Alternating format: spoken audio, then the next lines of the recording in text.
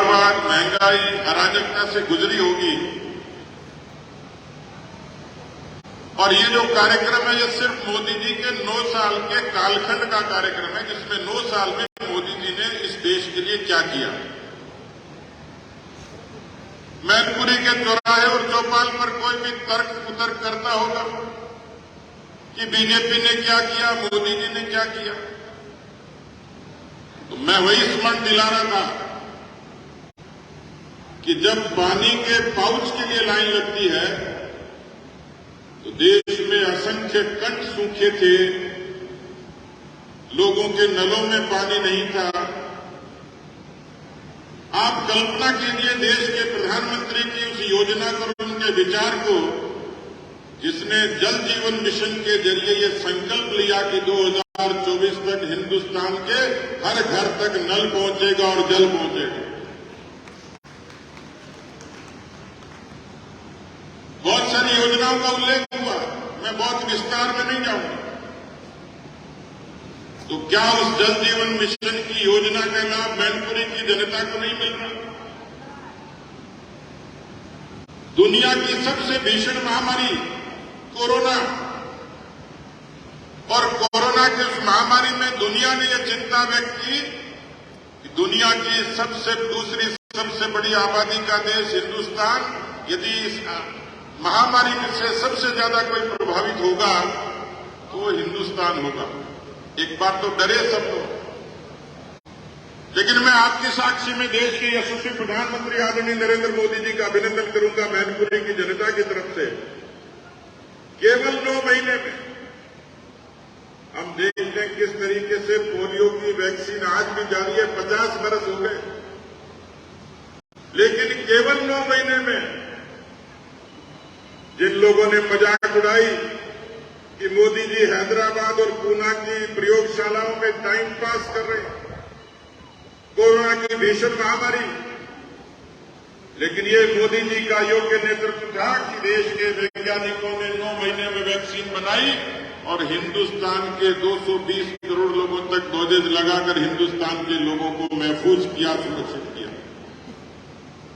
मैनपुरी के लोग भी आज बिना मास्क के और इसीलिए बैठे। दुनिया के कई देशों में अभी भी लोग मास्क लगाकर घूम रहे हैं, वहां लॉकडाउन लगा हुआ। देश के प्रधानमंत्री जी को यह पता था कि 100 बरस पहले एक महामारी आई थी, स्पेनिश फ्लू, और उस समय लोग इलाज से नहीं भूख से मर गए थे। कोई देश का प्रधानमंत्री जो संवेदना से भरा होता, उसने कहा कोई भूखा नहीं सोएगा। 80 करोड़ लोगों को प्रधानमंत्री गरीब कल्याण अन्न योजना से गरीबों के घरों तक राशन पहुंचाने का काम किया। मैनपुरी की असंख्य जनता को उसका लाभ मिला। किसी व्यक्ति का स्वास्थ्य का बीमा केवल नारों में होता था, सरोकारों में नहीं था। देश के प्रधानमंत्री जी ने 50 करोड़ लोगों का आयुष्मान का बीमा, शायद आज उत्तर प्रदेश के और मैनपुरी की जनता को उसका लाभ मिलता। माताएं बहनें बैठी हैं, मैं भी गांव से आता हूं, राजस्थान के बहुत सुदूर गांव से। मैंने अपनी दादी को, अपनी मां को देखा किस तरीके से गांव में अंधेरा होने का इंतजार करती थी। उनके सुरक्षा पर, सम्मान पर, आरोग्य पर चुनौती थी। देश का कोई प्रधानमंत्री लाल किले से शौचालय बनाने की बात करे तो दुनिया के देश उपहास करते थे, लेकिन उस उपहास की परवाह नहीं की और 10 करोड़ से ज्यादा शौचालय बने और माताओं बहनों को एक तरीके का स्वाभिमान, सुरक्षा और सम्मान मिला। आज बैंक का खाता किसी मैनपुरी के सामान्य व्यक्ति के लिए सामान्य लगता होगा, लेकिन मुझे याद आता है देश के उस समय के एक प्रधानमंत्री कहते थे कि मैं 1 रुपया दिल्ली से भेजता हूं, मैनपुरी के लोगों तक 15 पैसे पहुंचते। अब ये 85 पैसे कहां जाते हैं, इसका कोई हिसाब किताब नहीं था। लेकिन आज देश के यशस्वी प्रधानमंत्री नरेंद्र मोदी जी अपनी योजना का, पेंशन का, छात्रवृत्ति का, सहायता का कोई भी पैसा मजदूरी का दिल्ली से यदि 1 रुपया भेजते हैं तो मजदूर के, विधवा के, दिव्यांग के, विद्यार्थी के, नौजवान के, महिला के खाते में 1 का 1 रुपया यूं का यूं जमा होता है। क्यों होता है? देश के जनधन खातों से प्रधानमंत्री ने भ्रष्टाचार पर नकेल डाली और लोगों को हक का पैसा उनके खाते में जमा कर दिया। 47 करोड़ बैंक के खाते मित्रों, 1, 2, 900 और होते तो मैं मान लेता, लेकिन 47 करोड़ बैंक के खाते कांग्रेस के शासन में नहीं खुले थे, भारतीय जनता पार्टी के नरेंद्र मोदी जी के नेतृत्व में खुले थे। अभी मैं देख रहा था कि मंत्री जी जय श्री राम का नारा लगा रहे थे। मुझे यह सौभाग्य मिला दोनों बार की कार सेवा में साक्षी होने का, रामलला के उस पवित्र स्थान के दर्शन का। मैंने वो दृश्य भी देखा जब मुलायम सिंह जी के राज में गोलियां चल रही थी और कार सेवक शहीद हो रहे थे। मैंने कभी कल्पना नहीं की थी कि यदि यही दृश्य देश में होगा तो किस तरीके से राम मंदिर बनेगा, भगवान राम का महिमा मंडन होगा। लेकिन देश ने नहीं, पूरी दुनिया ने देखा कि अयोध्या की उस पवित्र पावन भूमि पर भगवान राम का भव्य मंदिर बनकर तैयार खड़ा है। ये कल्पना मित्रों ने मैंने की थी, देश के करोड़ों लोगों ने की थी।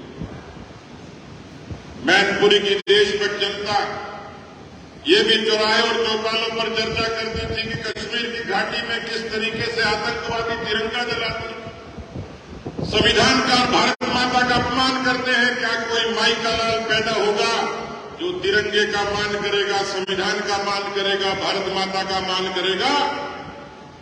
देश ने देखा, दुनिया ने देखा। देश के योग्य गृह मंत्री अमित शाह जी ने 370 को खत्म करके आतंकवादियों की छाती पर तिरंगा गाड़ कर बता दिया कि हम किसी से कम नहीं हिंदुस्तान के तिरंगे का मान करना जानते हैं।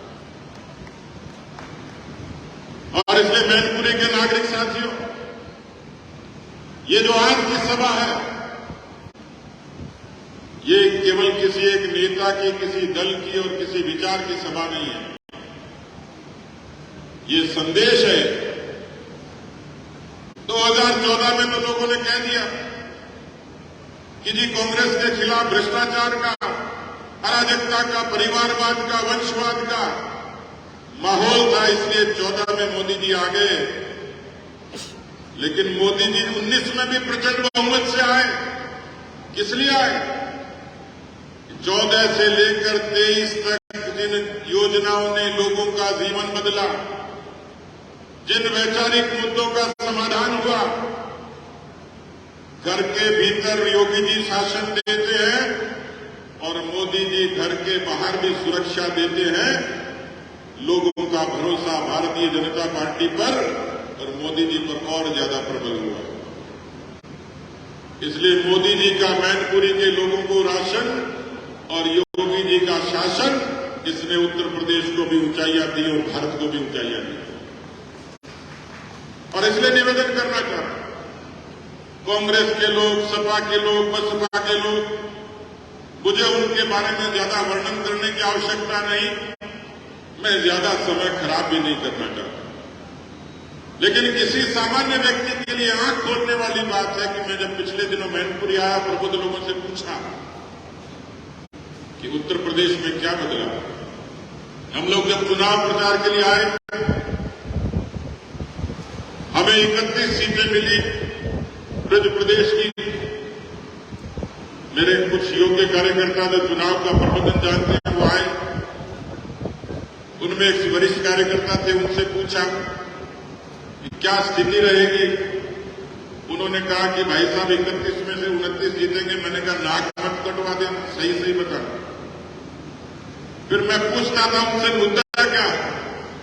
वो राशन और शासन की बात करते थे, लेकिन मैंने प्रत्यक्ष कई लोगों से इस बात को साझा किया तो लोग कहते थे सबसे बड़ा बदलाव उत्तर प्रदेश की सड़कों पर योगी जी के आगमन से पहले न कोई व्यक्ति सुरक्षित था, न कोई व्यापारी सुरक्षित था, न कोई महिला सुरक्षित थी।